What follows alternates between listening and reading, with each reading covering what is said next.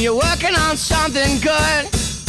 But if it's really good, you're gonna need a bigger room. Well, hello, and despite that new introduction, it is Dexter and me again, back with another video. Did you like the new intro, by the way? It took me ages to put that together and think of it. And I wanted to get away from the last one, which I've had for quite a while now, and to be honest, is a little bit too top geary, especially with that music. And the last thing I want anybody to think when they're tuning in to watch one of my videos is, oh no, it's just another middle-aged, opinionated man in a cardigan. Today's video is another lens shootout, and today it's between the Fujifilm 16mm f1.4, currently on my Fuji X-T20, and the Samyang, or Rokinon in some markets, 12mm f2. Much like when we did the 16 against the 10-24, we're going to look at the specs, look at the pros and cons of each, and look at some sample images shot. I must warn you, there is absolutely no consumer advice or useful consumer advice in this video. It's just my subjective opinion on these lenses.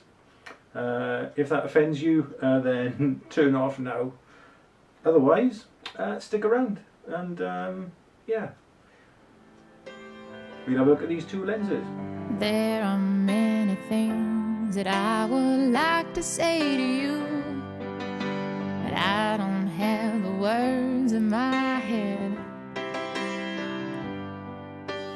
Days are passing by and all the leaves are changing too, but time won't change the things unsaid. So the Fuji 16mm and the Samyang 12, lenses that broadly do the same thing. They're both ultra wide angle. You're going to get a lot in your frame, though you are going to get more obviously with the Samyang. The reason I wanted to look at them though is that the Fuji, the 16mm, is always touted as one of, if not the greatest lens Fuji ever made. And I can see that. But the Samyang also comes really highly recommended. So if you're looking at these lenses thinking which one shall I get, then hopefully we'll try and answer some of those questions now. To be honest, I think you should have both, and I'll come to why at the end of the video. Price wise, the Fuji's a lot more expensive than the Samyang, about 3 times more expensive. But then again, it feels it in the hand. It's a lot heavier, it's a lot chunkier, it's all metal construction. There's a lot more glass in it, I think, and it just feels a better built lens. That's not to say the Samyang feels a bad lens, but it's a lot lighter, it's plasticky. But to be fair to the Samyang, it does look really nice on, particularly on the Fuji X-T20. If you've got the silver and black version, it kind of sits with that camera really well. Of course, the glaring difference between the two lenses is that the Fuji is a fully automatic lens, whereas the Samyang isn't. You're looking at manual focus on the Samyang, which, if you're shooting landscapes, is no great shake anyway, really. I mean, if you're shooting at f8 or f11, most things are going to be in focus, and the Fuji's got excellent focus peaking capabilities anyway. If you were to use the Samyang for, say, internal shooting or architecture or something like that, which both lenses are obviously well suited for. So if you can overcome the fact that the Samyang is manual focus anyway, which shouldn't put you off, then it's a good lens. It's a great lens. Both lenses have numbered aperture collars. The Fuji's goes from 1.4 to 16 and also has an A setting, so you can shoot in shutter priority, and it has 1/3 stops. The Samyang only has half stops, goes from f2 to f22, and doesn't have an A setting. So if you want to shoot in aperture priority with the Samyang lens, you're going to have to go to full manual. Neither lens has got optical image stabilization, so I probably wouldn't recommend either for video work, and indeed the Fuji, the autofocus is a little bit too noisy for video anyway, I find. So I wouldn't recommend it for that. Both cameras have 67mm front filter threads, so getting filters for them or step-up rings is no problem at all. And you can use them between the two lenses then, obviously. The Fuji is weather sealed, the Samyang isn't.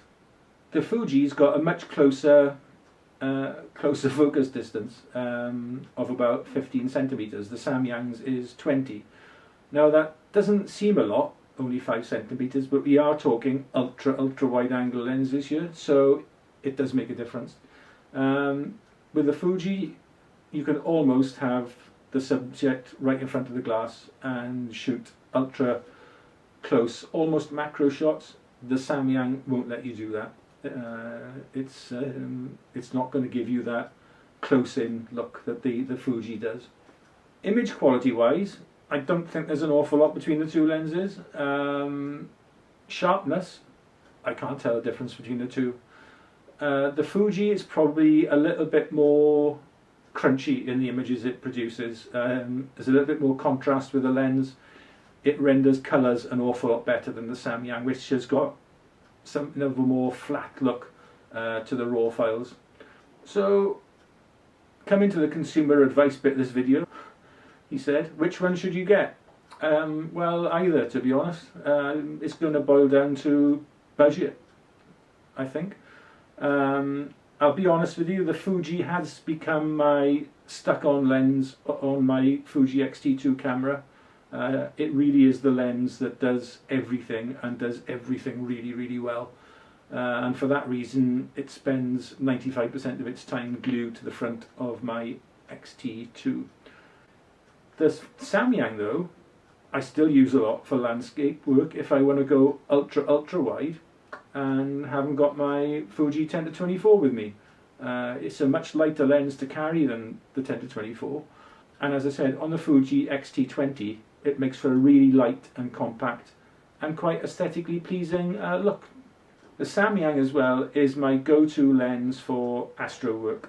It is so easy to set the focus to infinity. It's got a hard stop, which the Fuji has as well, but somehow the Samyang seems more well suited to astro work. I think it's the fact that it's a little bit wider, so you're going to get more in your frame. F2 is plenty fast enough for shooting stars, trust me. And yeah, it's a great astro lens. The fact that it's manual focus only makes no difference there. If I was shooting stars with a Fuji, indeed, I'd switch that to manual focus as well. So the upshot of all this is, if you can, I'd get both and keep both of them in your kit bag. They both do a similar job, but they do it very differently, and they produce different results. But I wouldn't say that one is better than the other, and that's why I own both of them and use both of them regularly. So, as usual, absolutely no useful consumer advice in this video at all. So anyway, I'll leave you now with some straight out of the camera raw images, see which ones you prefer. And as always, thanks for watching.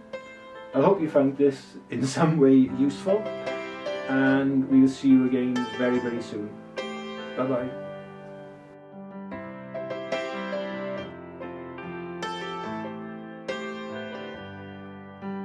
There are many things that I would like to say to you, but I don't have the words in my head.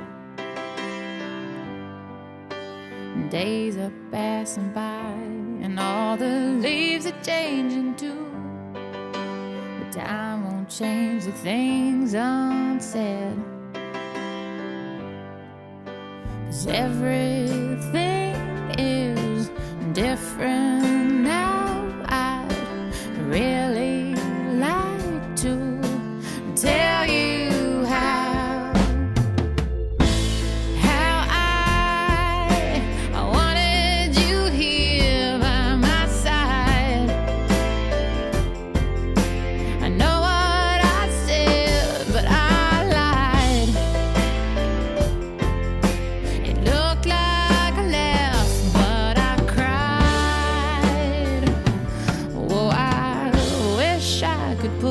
tree.